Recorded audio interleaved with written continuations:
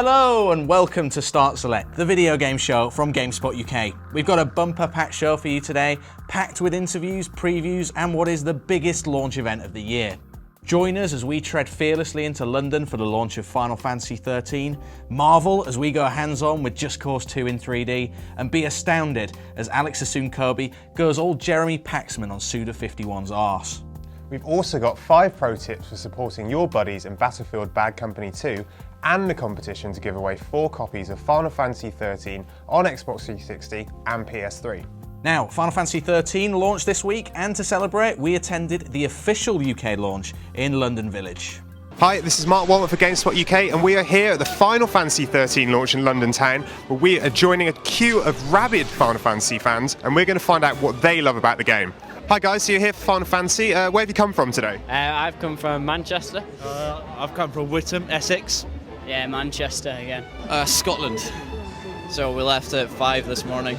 Rushden, which is in Northamptonshire. So I see you've made a GameSpot sign there. Can you hold it up for us so we can get a look? You've come all the way from Holland just for the signing, or you're here anyway? Yeah, I heard there was a signing, and I'm, I would say quite a big Final Fantasy fan.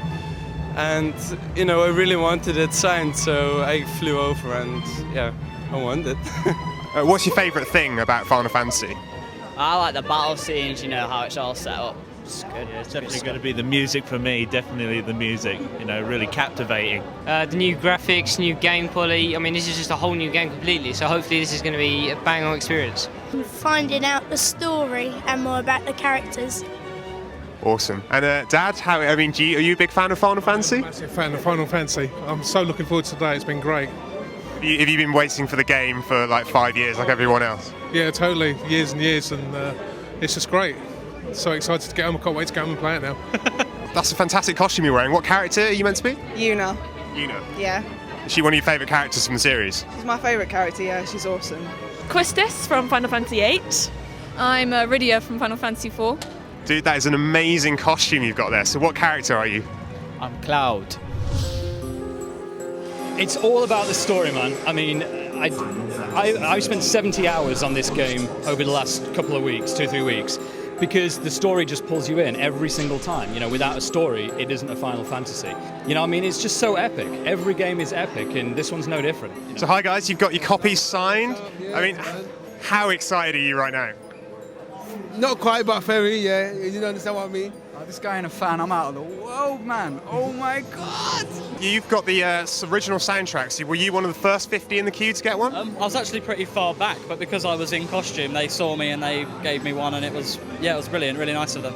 How happy are you right now that you've got this? Yeah, I'm quite pleased because I thought there'd be more people in front of me and I wouldn't be the first 50, so I'm quite pleased. So you've brought something very, very special today. Can you tell us a little bit about it? This is Final Fantasy I on the NES. This is an original copy. I had to import it from America. It never came out in England. It's now signed. And now I've met the guys and everything, and have something so awesome to take away. It's been a pretty epic day, I think. Well, that's it for the Final Fantasy XIII launch. This has been one of the biggest events we've ever seen in London. But right now, I'm off to get my copy signed.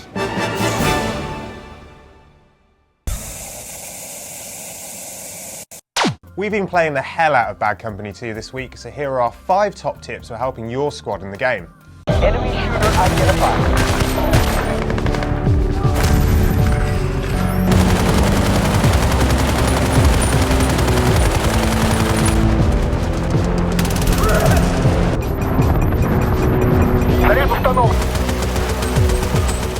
Battlefield Bad Company 2 has lots going for it.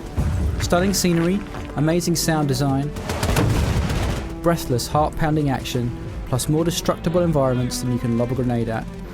But as with the rest of DICE's Battlefield series, it's teamwork that makes this game stand out from the first-person shooter crowd. Today we're looking at tactics that can help you and your teammates work together as an effective unit.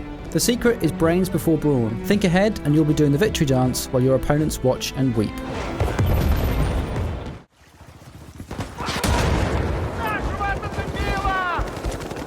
Position clear to 9-0. Control the firebase. Our position has been compromised. First up, a warning. Teamwork can be hard work. The clue is in the name. Great teams are hard to come by, so if you're playing with strangers, don't expect to come away with a perfect squad first time. Random players may well ignore your requests for help and be more interested in running off and doing their own thing. If you find yourself in a squad of die-hard individuals, drop out of that squad and find another. Keep going until you start to gather team players around you.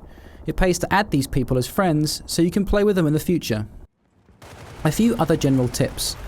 Number 1, use your headset. If you don't have a headset, think about going out and buying one. Teamwork is all about communication. It's also just way more fun. Number 2, spot your enemies. If you see an enemy soldier or vehicle when you're pointing your crosshairs at them, hit the back button to spot them. This means they'll appear on the map for your teammates to see, and if another team member kills them, you'll get a 20-point spotters reward. The first in a long list of examples of how this game rewards team players. Number 3, load out your squad strategically. A team of all recon snipers is going to have a tough time rushing a base point and holding it against assault class defenders. In general, a good, flexible loadout is 1 medic, 2 assault and 1 engineer.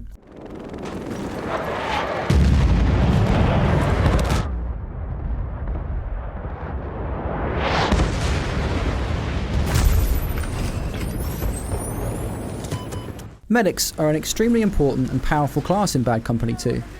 These guys can win the game for your team. Their special value is down to Bad Company 2's ticketing system.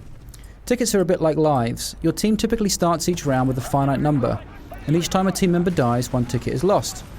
Victory is assured by making sure your opponents run out of tickets first. Medics can revive downed comrades during a short window after death. This adds the ticket back onto your team's total and can end up tipping the scales in your favour. As if that wasn't enough, medics can really rack up the points. Reviving a fellow squad member is worth 80 points, but a kill is worth only 50. Position your med packs correctly during firefights and you can quickly add hundreds of points to your total. And you can charge about the map with your defibrillators out, reviving people left, right and centre. Medics also pack light machine guns, which have huge clips and are very effective at killing people. Enemy shooter identified.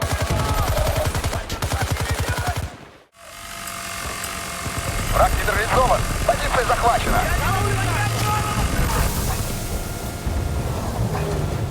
Engineers pack a useful armoury, but they come into their own when working with vehicles.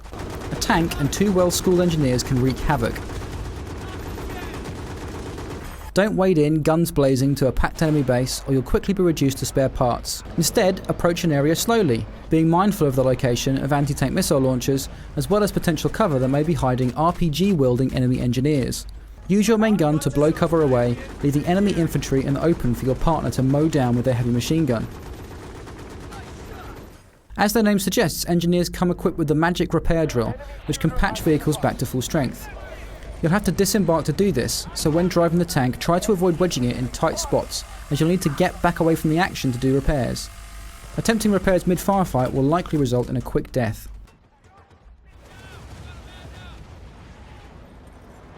A 2-engineer tag team riding in a tank can repair a rig twice as fast if both disembark, but make sure you find a really quiet spot or a crafty enemy can easily sneak up and swipe your tank from under your nose. Tanks are also really effective at long range. Setting up camp on the side of a hill overlooking an enemy area and raining down pain is immensely satisfying and makes it harder for your opponents to take you out.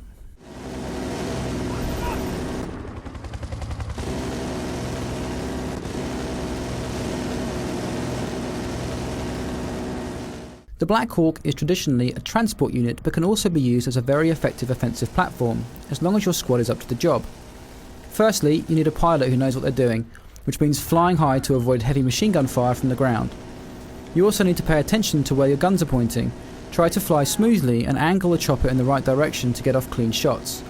Keep an ear out for the audio warning, letting you know rockets are incoming, and make like Kara Thrace to dodge them. Secondly, you need engineers in the back to man the miniguns and to do repairs as you take damage. Having an assault guy who can continually drop grenades at the sides while restocking everyone's ammo makes for a golden combination to wreak havoc on your foe. On top of this tactic, using a Black Hawk as a forward spawn point can also be very effective. Get your guys to spawn inside the chopper, then parachute down to the enemy bases without having to trudge there from your deployment point. A word of warning mind, it might seem like a great idea to mow down enemy buildings with a minigun, but those buildings provide important cover for your attacking friends. Think carefully before pulling the trigger. So there you have it, time to buddy up and start working together, united as one in purpose and in spirit. And if that notion is a bit communist for your tastes, remember, the best way to score points for yourself is to work together with your team.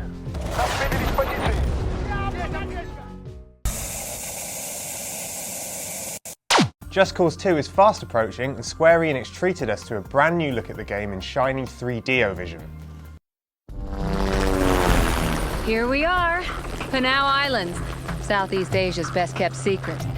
The old president was assassinated by the new president, Pandak Panay. Hi, this is Mark Walton for GameSpot, and we're here with Peter Johansson, lead designer of Just Cause 2. So Peter, can you tell us a little bit about the game? Yeah, sure. Well, Just Cause 2 is basically what it's about. It's about having really fun in this huge playground that is Panau. So it's a lot about freedom. It's about insane stunts, and it's about, yeah, like I said, having a lot of fun. Did you ever think you'd go too far with the game? Yeah, well, there are times when we sort of, a few ideas that we had, and when we first thought of them, we basically just, oh man, can we really do that? But yeah, then we started playing around with it a bit, and then, yeah, we need to do it because it's just fun. So yeah, but I think it's important. It's still part of what Just Cause is. It's about, you know, playing around a lot with these crazy stunts that you have. So I mean, it's important to find your own sort of direction in this genre. So can you tell us some of the differences between the original game and the sequel? Yeah, well, we all felt like that the original game was basically a sequel waiting to be made. So that's where we started. You know, started analyzing what we needed to improve for the sequel, and I guess we pretty soon identified 3 areas, which was basically, I mean, we needed to make the game world filled with more stuff for you to do. We wanted to improve combat a lot, so we basically rewritten the AI, improved combat so it's more tactical and more challenging. Could you tell us about some of the stunts that are featured in the game? Yeah, I mean, your main tools for the stunts are the grappling hook and the parachutes, and you had those in the first game, but the grappling hook was kind of limited. You had to equip it before you could use it, and now it's sort of permanently attached to your left arm, so it has its own button, so you can use it at any time, and it attaches to anything, so you can use it to reel into objects. You can use it to sort of pull guys down from guard towers, and you can use the dual hook, what we call dual hook. You can tether any 2 objects together, 2 enemies together, for example, smash them together. You can sort of drag enemies behind vehicles. You can lift stuff with the helicopter. So it's basically up to you. You can experiment a lot with it. So there are no predetermined grapple points, and that gives you a lot of freedom to play around with it. One of the things that I've heard about Just Cause is you're trying to make it quite a cinematic game, yet it's an open world adventure. How do you balance the 2 things? I mean, that's challenging. I mean, we have this huge game world and want to give a lot of freedom to the player, and that I think a lot comes down to what we call the chaos system. So the chaos is like a currency for you that controls the progression throughout the game. So we have a linear story, but it's told through this chaos system. So when you cause chaos, you gain influence over the world, and you sort of provoke certain reactions in this game world, and that unlocks new agency missions, which are the linear, the sort of story, the missions that tell the story. So by causing chaos, you unlock those, and then we can give the player a lot of freedom to cause this chaos in any way you want. So that's basically how it works. So just how big is the game? How long will people be able to play it for? Well, it's huge, I can tell you. There are a lot of things to do. I mean, that was one of the main areas we wanted to improve, like I said. So there's a lot for you to do. I mean, if you're just going to play through the story, I guess probably going to take you like 20 hours or so, 15 to 20 hours the first time, but you're not going to be near sort of completing everything. So there's easily over 100 hours of gameplay if you want to sort of experience everything, unlock everything, and sort of so you have a lot of stuff to do in the game. Yeah. Are there any plans to extend that with DLC? There's going to be some DLC, yeah. I mean, unfortunately, I can't talk about that at the moment, but we have some fun DLC that you're going to get if you pre-order the game, some pre-order bonuses, which is some cool vehicles, some really cool weapons and stuff. But there are more coming in the future. There's no multiplayer in the game. Is this something you ever considered for it? Yeah, I mean, we considered it, but it's really important for us to really develop the best core single-player experience that we could, because there was so much we wanted to improve from the first game. And I think if you're going to do multiplayer, I mean, you really need to get it exactly right. Otherwise, people are going to try it out and then just move on to other multiplayer games, and there's going to be a lot of wasted resources on that. So we wanted to put those resources into really making the best single-player experience that we could. So that was our main concern this time around. What do you think is going to keep people playing the game? What's going to suck them into the Just Cause 2 universe? I mean, there's so much for you to do, and every time you play it, it's going to be different. I mean, people in the office keep having different stories. Oh, I did that, and I did that. Have you tried that? And So a lot of emergent stuff just keeps happening when you play it, and I think that's what's going to get you to keep playing it. If you could sum up Just Cause 2 in one sentence for us, to someone who's a non-gamer, how would you do it?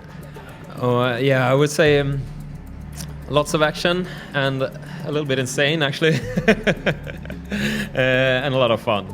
Cool. And when's the game out? The 26th of March. Great, thanks for your time. Thanks. Thank you.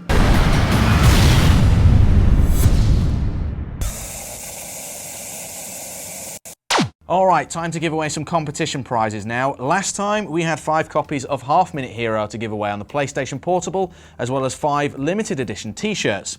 The question we posed was, what is the name of the developer behind the game? The answer was Marvelous Entertainment, and our lucky winners are Matt Girdler from Plymouth, Kin Sao Tao from Acton, Ross Thompson from Fife, Sean Sykes from Aberdeen, and William Dawson from Belfast. Hooray!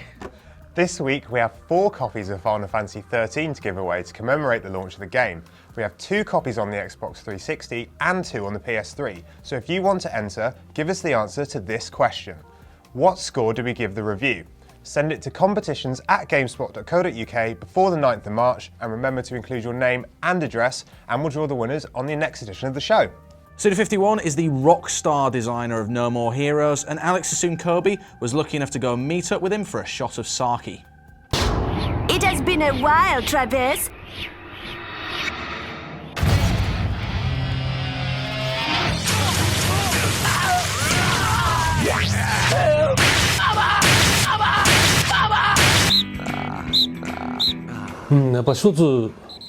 After finishing creating the No More Heroes 1, to me that the story was completed. So I was not planning to make the No More Heroes 2, but we got a lot of feedback from fans that we want to still see No More Heroes 2, and we want to know how it's going to happen to Travis after 1. And by the time Suda-san also feels that he wants to see Travis another story, so the fans request and journalist request and his feeling and put together and make it happen to create No More Heroes 2. Bring it on! Piece of cake! So of course, the No More Heroes 2 will come out in Japan, and I want the Japanese audience to play this game as soon as possible. But right now that the Marvelous Entertainment, which is the publisher for this game in Japan, will figure out when will be the good timing to release this game.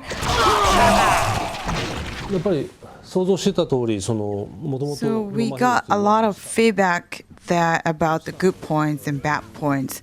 So in terms of like the creative process, so the team can find out what we need to do. So based on the feedback.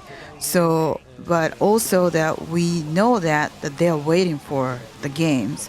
So we can put a lot of efforts into just creating the game that they are expecting. So, and we also have assets already from the No More Heroes 1. So that was really helpful that we can use some part of the elements into that 2.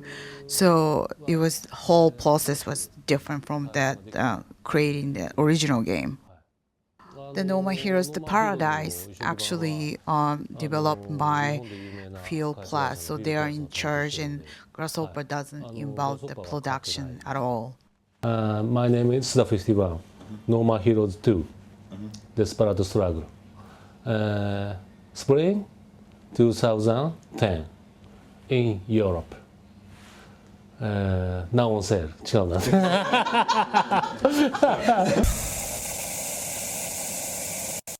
That about does it for us and this episode of Start Select, but remember you can catch Start Select and all of the video content coming out of the UK office by heading over to our YouTube channel, which is youtube.com/GameSpot. Until next time, GameSpotters, stay frosty.